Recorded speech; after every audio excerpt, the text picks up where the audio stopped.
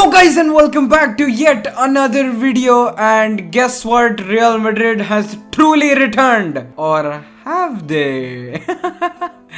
Anyway, welcome back to yet another reaction video. Real Madrid versus Eibar just happened. Am I happy? Yes. But was it an excellent performance from Real Madrid? Certainly not. No. No way. Anyway guys, we're going to react to the performance together. I feel like this is a good way to interact, and also I have some thoughts about the game myself, and I thought it's best to let you know what was going through my head essentially while I was watching this game. So anyway, let's get into the reaction video real quick. Okay, so with the lineup, let me start off by saying that I did not expect Rodrigo, okay? No way I was expecting Rodrigo. Rodrigo was a total surprise start. I was kind of intrigued by Fede Valverde's absence as well, because Fede Valverde basically, took over the starting spot for majority of the season. But Luka Modric exceeded my expectations. I'll just let you know what was going through my mind. I would say Eibar came out exactly as I thought they would. And obviously, okay, so not once I was looking at the lineup and I was thinking, shit, why is he playing? I had no thought of that. So I think that's a positive sign. So with the game, with Eibar, from the previous Eibar game that we played away from home, you could tell, bro, that they were going to press up high real freaking quick. So obviously with the game, I was just thinking, with Eibar pressing up really high, Real Madrid had really no answers, to be honest, at the beginning. I was thinking okay, Real Madrid were just keeping possession, but they were not trying to break the press initially. I mean, it felt like, okay, both are evenly matched in the sense that no one is really posing a threat to each other. It's kind of like Real Madrid toying around, and Eibar just, pressing very inefficiently is what I would say. They're not the best pressers, of the ball, but it is what it is. Yeah, oh, this goal was amazing, man. I don't care what you're gonna say, but Kroos was too OP on this one. I'm sorry, Kroos was amazing. My man was amazing, man. Toni Kroos is my man of the match, obviously. Toni Kroos was outright the man of the match. Toni Kroos obviously played really well, and this goal. Obviously, with this goal, although I was really happy that he scored, I think for the first 15 to 20 minutes were kind of stale, in the sense that we were not creating proper goal-scoring chances. This was something really out of the box that Toni Kroos did. So, I was also worried that we were not creating too many chances, but again, as we started scoring the 2-0 and the 3-0, and then I understood that, okay, probably we're going for something else than just creating a lot of chances. We went for clinicality this time, and we were much clinical. Sergio, Ramos and Varane played really well, exceptionally well, both of them. Look at Sergio Ramos, man. My man is literally in war mode. He's in fight mode. What makes you think that he's not gonna be amazing? What the hell?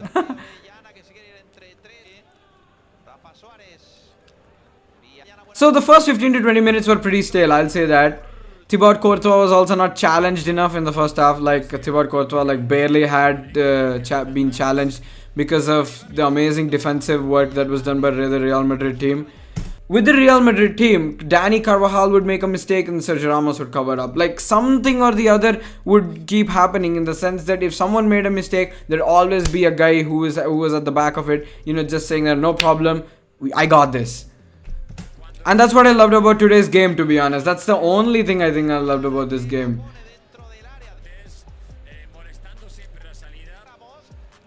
I think Eibar, because of how bad they were at pressing, they got themselves, they bit the dust. I would say that. It's because of the higher defensive line they kept maintaining, they actually succumbed to Real Madrid in the first half, in a very bad manner. There is also another problem that I will be highlighting, alright. There is a very major problem that I'd like to highlight. Let this highlights finish and then I'll address it. And it will address mainly this game in general.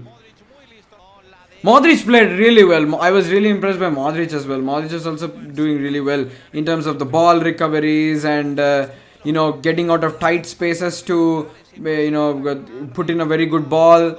So he was to make a run essentially. So Luka Modric was doing good. Basically, He was like the much technical and slower version of Fede Valverde, I would say, in this game. With respect to being a box-to-box midfielder, because Toni Kroos was kind of static and is always most of the time static, so made sense. Oh, this was amazing. They're not showing the entire goal, but Sergio Ramos is like the goat of this goal. I hope they do show the replay. And this is the most wholesome hug I've seen in this match, man. Literally. Anyway, yeah, Sergio Ramos scored an amazing goal. Like, my man started running from the back line, passed it, a very intelligent pass to Karim Benzema. Karim Benzema passes it to Eden Hazard, who was in space, and Eden Hazard very unselfishly just ticks it over to Sergio Ramos. So this is what I'm talking about, okay? Basically, Eibar's higher defensive line is the reason they lost today. I know teams that manage well with higher defensive lines, don't get me wrong, but Eibar were just not really good with it. Our goals literally came because of their higher defensive line. And obviously Benzema was very instrumental in two out of the 3 goals that was scored today. So, big respect. The first half was really dope. It was really good. Marcelo, of course, yeah. Marcelo, amazing, yeah. Yeah, Marcelo scored an amazing goal. Obviously, Black Lives Matter, so, really amazing. That was a really good gesture from Marcelo.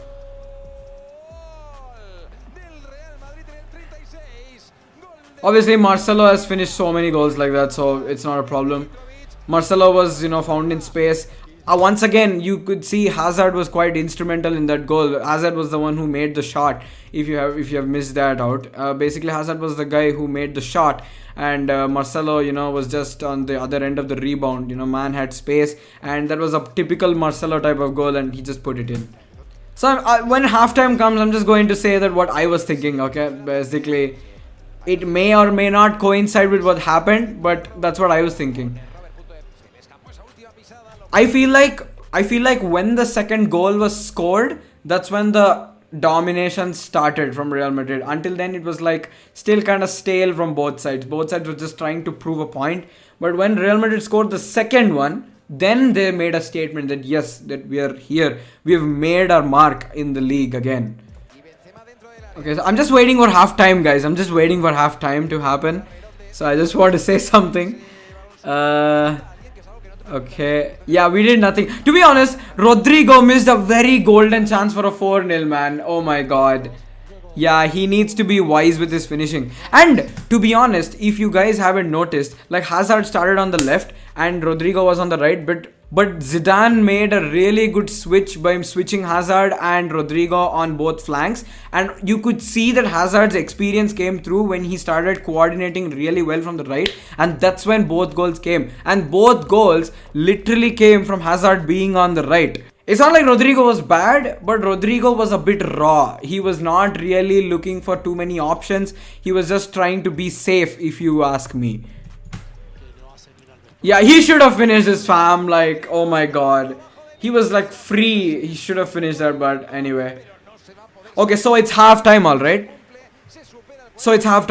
So what I was thinking was obviously some substitutions, but I did not expect Ferland Mendy to come on for Dani Carvajal and replace him on the right flank. Like, it really bummed me out when I came to know. I know it's quite experimental, but Ferland Mendy was really bad on the right.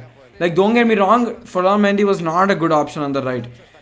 I'm glad that we developed a comfortable lead in the start itself, for us to, experiment, in bizarre options like this. And obviously, Real Madrid were kind of dreadful in the second half. And we didn't really do much. It was like Eibar, slowly, they clocked us, essentially. They were challenging Courtois.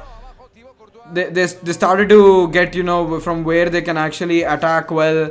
And they were clocking the side where Ferland Mendy was weak. And obviously Ferland Mendy, I don't know what the secret was behind fielding him in as a right back. And coming to Ferland Mendy playing as a right back, it's also quiet. We are on the brink now, right now. We are not really in a good spot with Ferland Mendy fielding in as a right back. Because now Alvaro Odriozola is literally in Bayern at loan. We have no Hakimi. Hakimi is on loan. So the only sole right back for us is Dani Carvajal. And if he gets injured, it's lights out, man. I'm serious. It's lights out if he gets injured. Hazard was the thing with Hazard is, if you look at how he used to play for Chelsea and whatnot, I feel like today he had a better end product. Man was geared towards scoring more goals and helping out the team on a goal scoring perspective than, you know, his flashy dribbling, I would say. Maybe he could do that. I think on a very ideal situation he would do that, but I think he's still a bit rusty from the quarantine period and doesn't really find himself that comfortable yet on the pitch. I love the combination between Hazard and Benzema though. It's really amazing, but anyway, let's get back to the highlights. Oh, so yeah, this save from Thibaut Courtois was good, but don't let that distract you from the fact that Thibaut Courtois was really bad. like you should have seen a few passes that Thibaut Courtois was misplacing, and Thibaut Courtois could have been, you know, costed, you know, for making mistakes like those. It was Eibar, so it's still okay, but like Lucas Vazquez said, we have to play 11 finals, and it's not going to roll that way if you play like this. I just want to look at the substitutions that we made because obviously, for those of you who don't know by now, Vinicius. This was like what is he doing? I know it's a deflection, but he could have shown more intent, man. I'm sorry, but my man was literally like he was like looking out of options. My man was literally looking like as if he was touching the ball for the first time in his life. Yeah. Now these substitutions, I would say. I'd like to say for the record that Vinicius and Bale were very bad substitutes tonight. The thing with Vinicius is he was either getting very bad deliveries and he couldn't time his run, or he was getting clocked on his run. He was getting tackled and he couldn't do much with his play today. And on the other hand, Gareth Bale, man, this dude literally finds a reason for people to hate him, man, constantly. I think the first 10 minutes he came, I think he had only 2 touches, man. Like, this dude literally finds a reason for people to hate him. I don't know why he's still here, but sometime soon, man. Like, I'll say this again. I think there's a Vinicius chance where he literally runs till the goal and again looks clueless as soon as he reached the penalty box. He's still raw, man. He's still very raw in his end product. And that's not good. Like, today's first half proved that without creating too many chances, how clinicality can help you put yourself in such a comfortable position. Yeah, anyway, that's the highlights. I mean, they didn't show the Vinicius one, and frankly, nothing happened. Nothing really happened, to be honest. Guys, I'll say this. Now, with the conclusion statement, I will say this, okay? Today, Eibar played with a higher defensive line, constantly pressing from the start, and that's why I feel like we were saved today.